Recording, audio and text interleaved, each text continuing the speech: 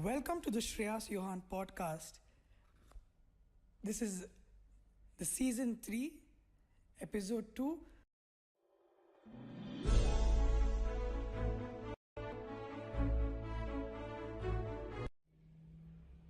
This is the Shreyas Johan podcast in conversation with Vijayan M.J., a socio-political activist from New Delhi. This is my first time in the city and a lot is happening out there. More from you, sir. We welcome you to the Shreyas Johan podcast. How vocal is India today in a context where everybody has an opinion, right from an entertainment industry to a domestic help to even ministers who's tweeting today? What is the vocal strength that we are seeing that across seas, across rivers, a diverse of global language, dialect, space and time? I think because of the industrialization and technology which has been advanced, people's opinions matter. What is the mood of the nation today? Thanks, Shreyas. Johan, also especially thank you for the opportunity to be on your podcast.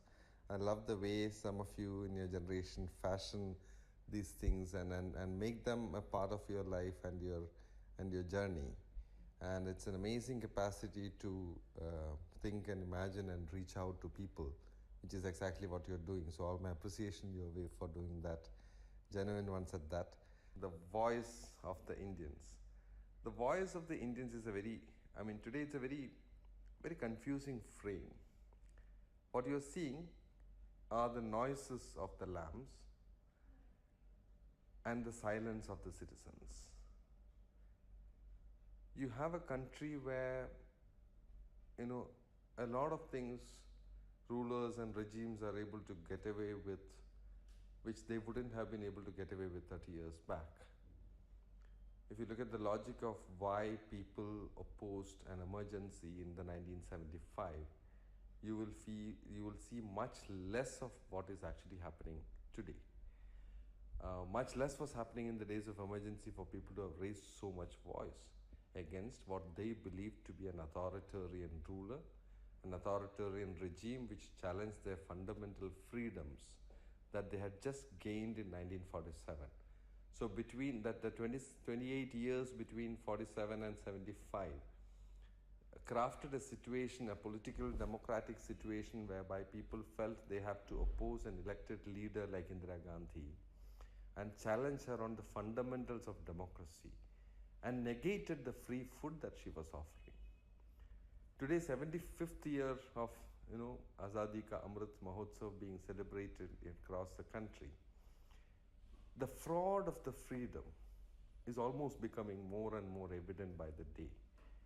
And when I say the noises of the lambs and the silences of the citizens, I mean the real life situations of a large majority of people in this country who have been in the last several years and decades, on the one hand, pushed more and more into the modern day slaveries of capitalism, whereby you lose your livelihood, you've lost your traditional livelihood.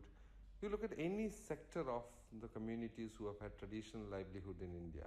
You look at the forest workers, you look at the fish workers, you look at the handloom weavers, you look at the agriculture workers, you look at bamboo workers, you look at even modern day sectors like domestic workers or vendors. You see modern slavery at its best. It's a crafted system whereby you feel your rights exist as a worker, but none of them do.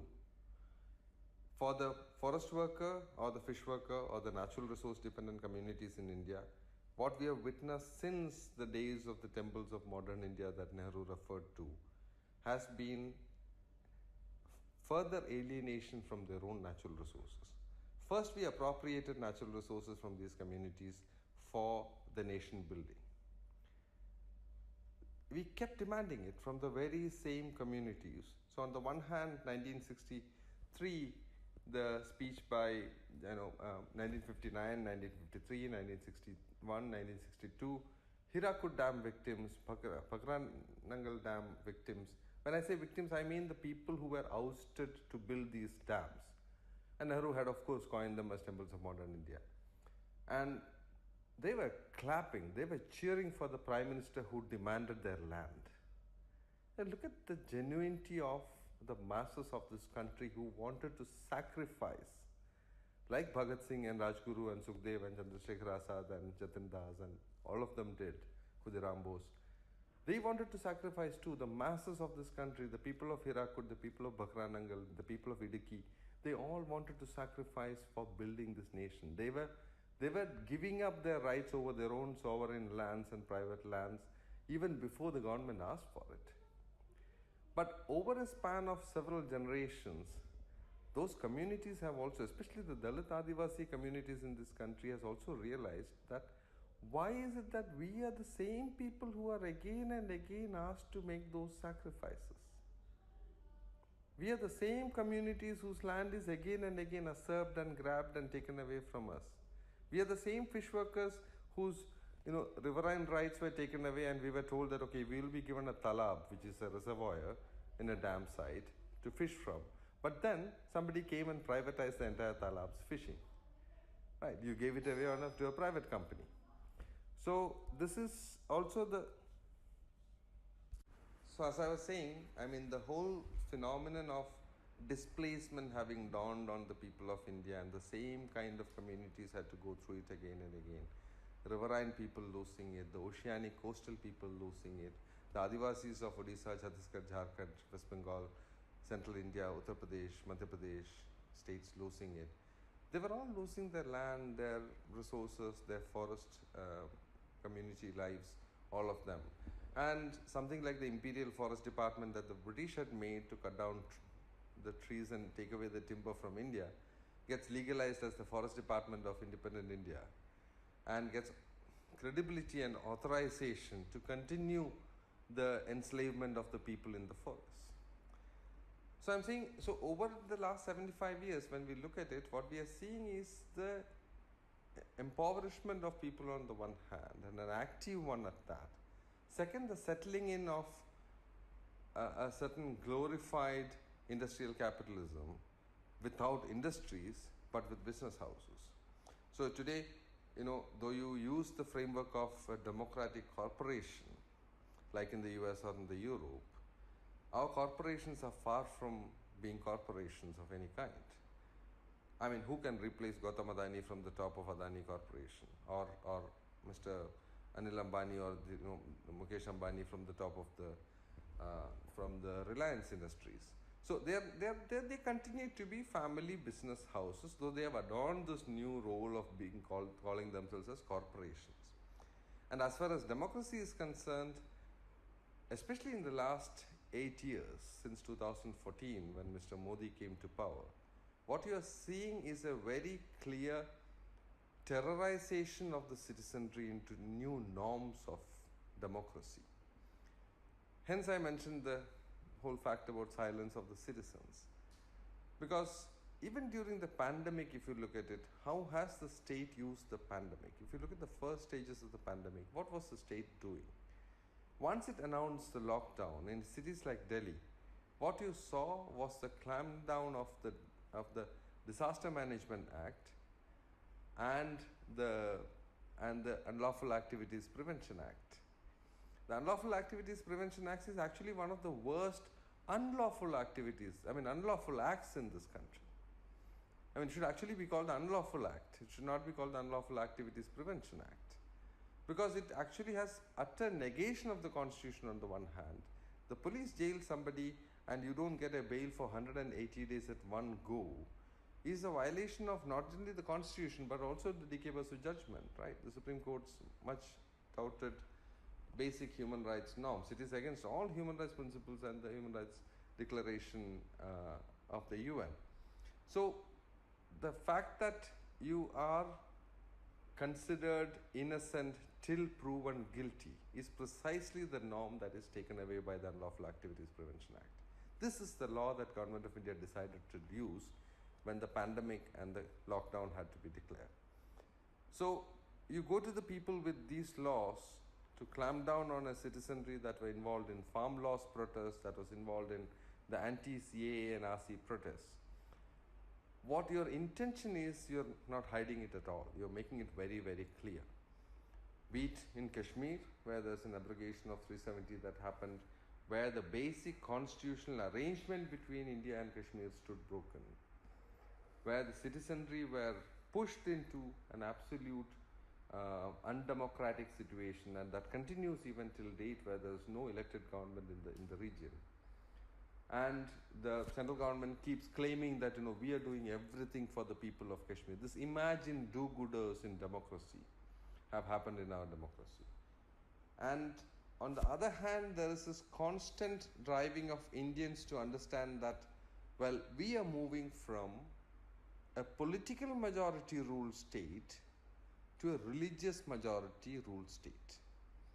What does this mean theoretically? This would mean that while all democracies are about political majorities ruling, but once you are able to convert your religious majority into the political majority, then you are not only driving the minority into a cage, but you are also driving the majority into a cage of fear that the minority is going to grow and take over the authority from you one day.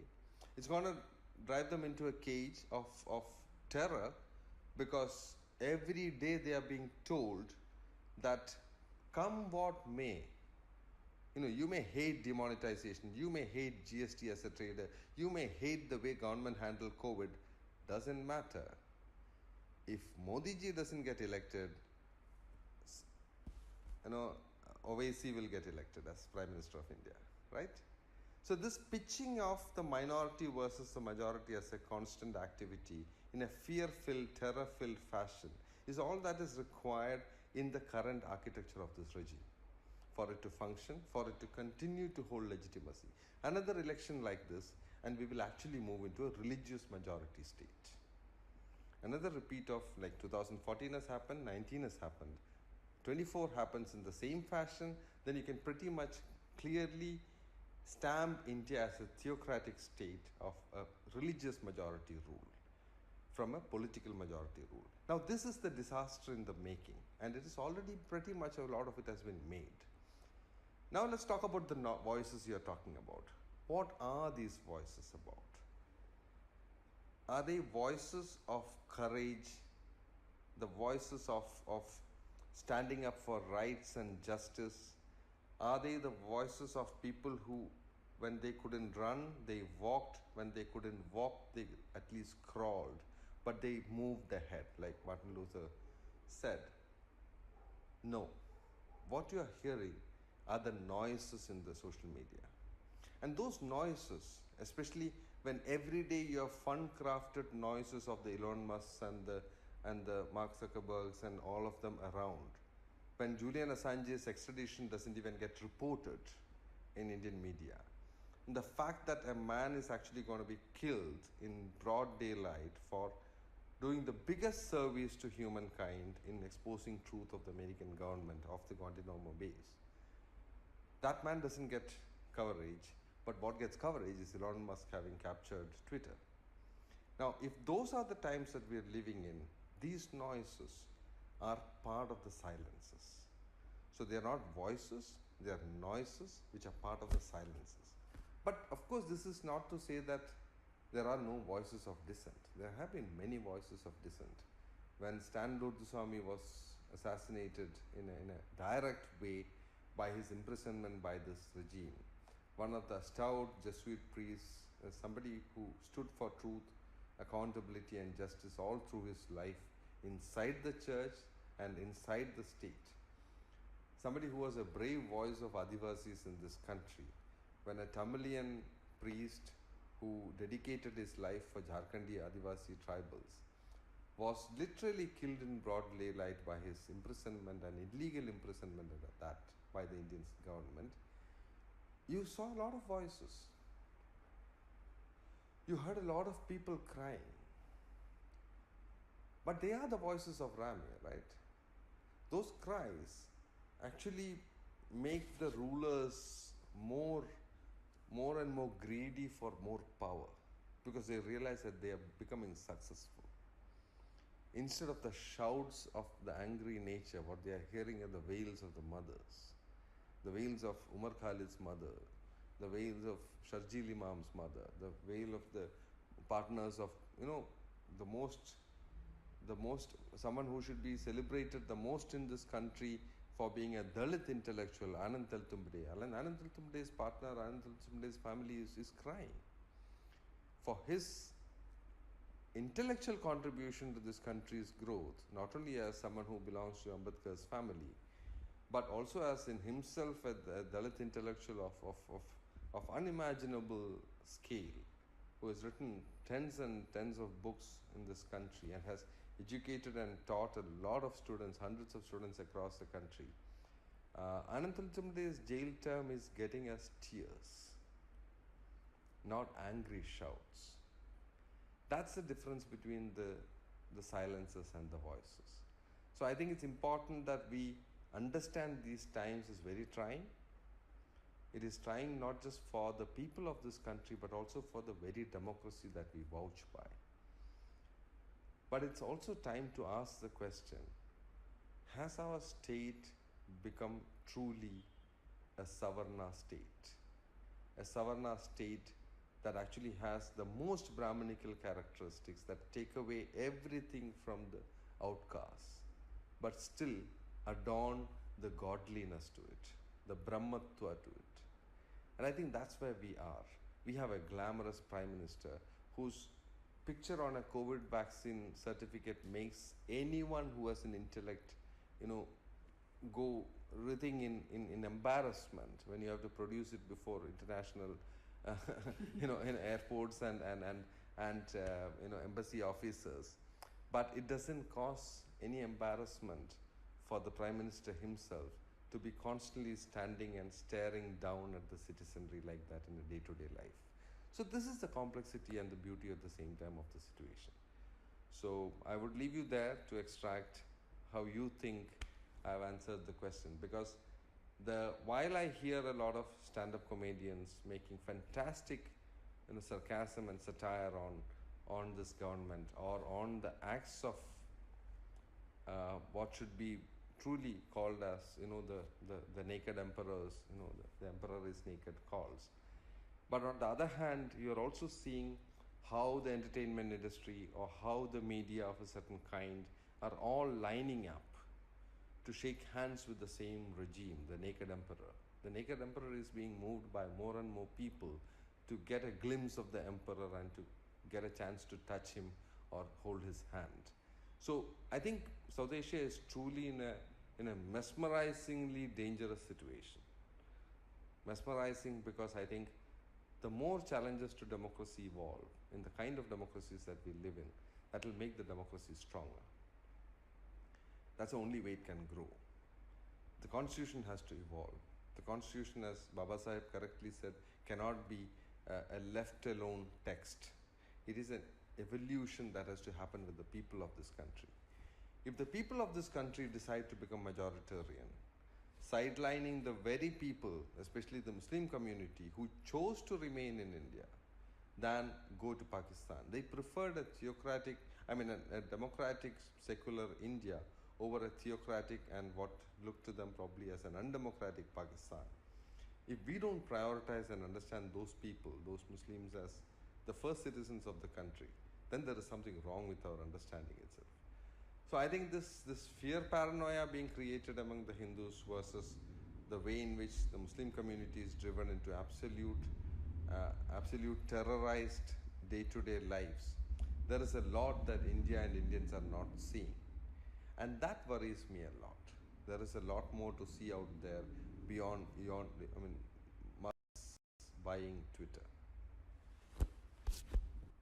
The voice of the nation is being deliberately affected by an international voice, waves of colors coming from east, west, north, across the Indian Ocean into the western waters, and the United Nations itself, which is having a voice of its own with an international dominance.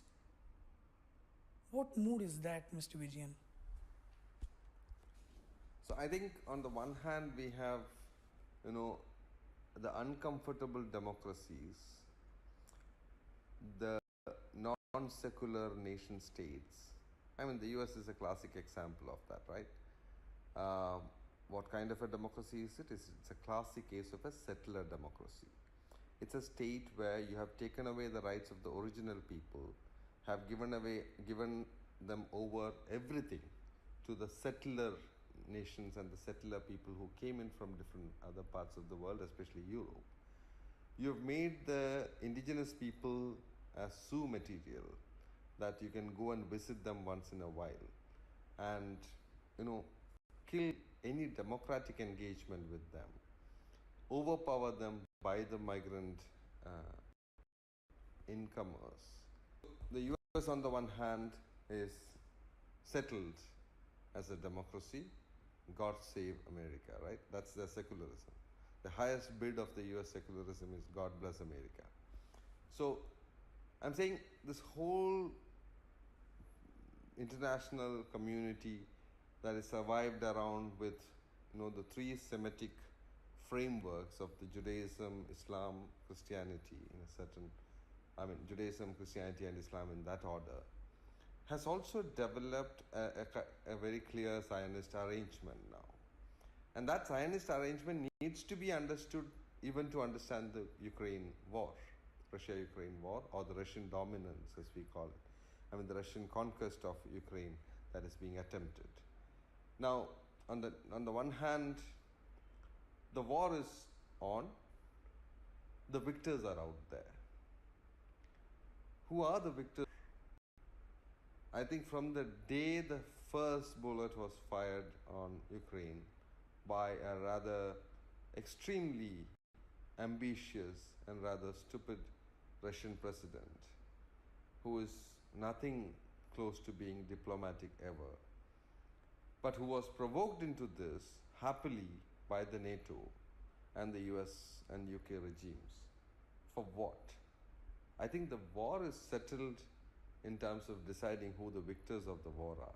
And the victors of the war are very clearly the countries that are now happily selling more and more ammunition. From the day the first bullet has been fired, we are looking at almost 70 times more ammunition sale in the last 3 months. So those who wanted the war have won the war comprehensively. They are selling 70 times more weapons than 3 months back. So their victory is unprecedented in the global standards.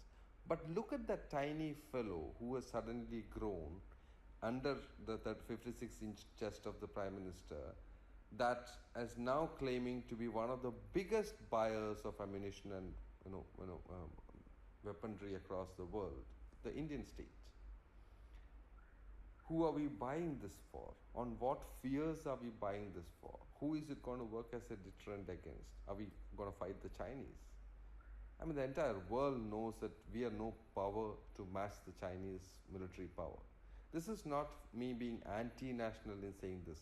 This is my nationalist core saying this. Don't be stupid and go with a war.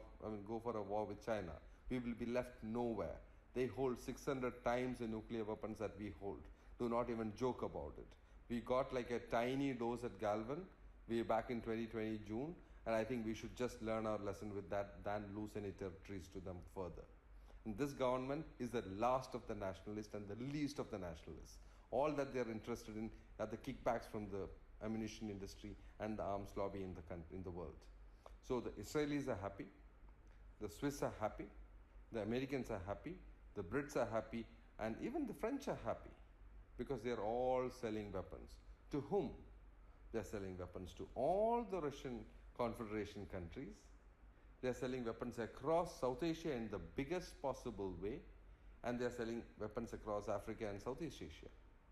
Now, all sorts of impoverished and the naked last man's countries are running around buying ammunition from among some of the richest in the world, who provoked Russia into this war.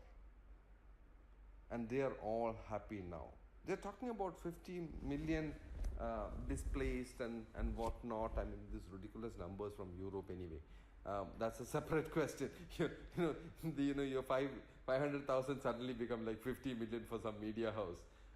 But the reality is, the war is already settled in terms of what it set out to achieve. It has made the world into a maverick weapon buying spree, and that is all that was intended. Neither the NATO nor the Russians care about how many Ukrainian lives are lost in this, or how much trauma generations of Ukrainians and Russians, all those Russian soldiers whose families have lost their man, or who are all bearing different losses of the war. Nobody cares for those humans. But that's the same game that India is fighting in Siachen and Pakistan is fighting in Siachen. We have the highest non-warfare battlefield on the earth, the Siachen glaciers, up in the Himalayan mountain ranges. So both Indian army and the Pakistani army sacrifice on an average 200 soldiers every year without a war situation, only to climatic conditions.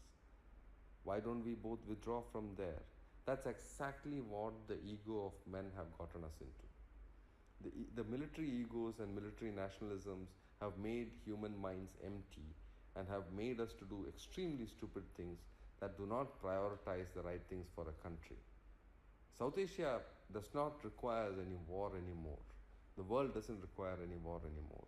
What we need are a better strategy to combat climate change and bring about climate justice, so that our children have oxygen to breathe, our grandchildren have water to drink.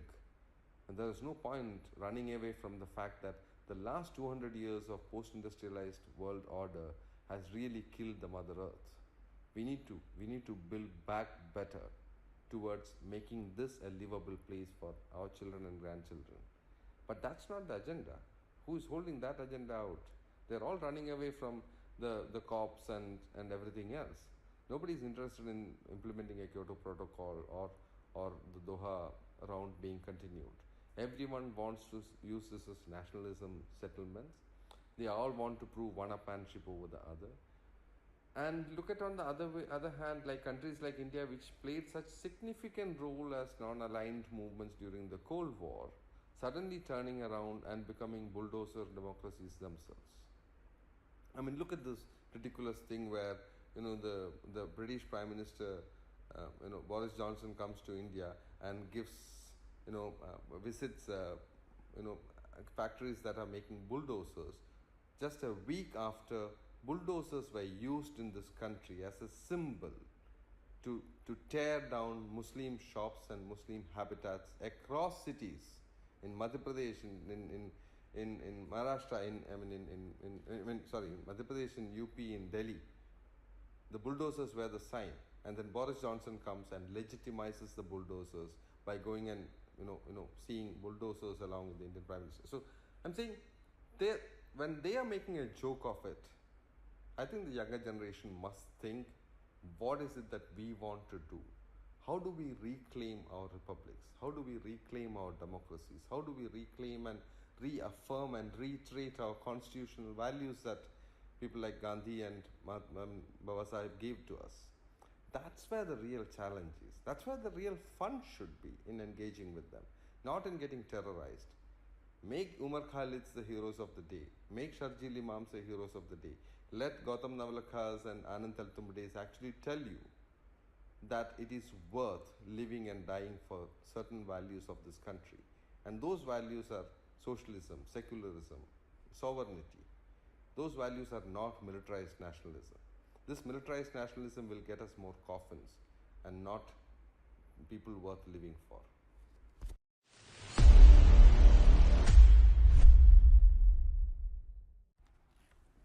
You were listening to the Shreyas Johan podcast. That is the mood of the nation. A silence so loud, a voice unheard. Tears rolling, the millions of people unheard, abandoned, broken over interests politically aligned, in power, in strength, to fill in the rooms with money, unaccountable, broken.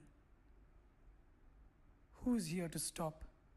But many like Mr. Vijayan, Mr. Bhushan, and advocates standing against a line of a propaganda of hate and intolerance. How many people can be silenced is the question democracy will witness in the timeline of life. Stay tuned to the Shreyas Johan podcast.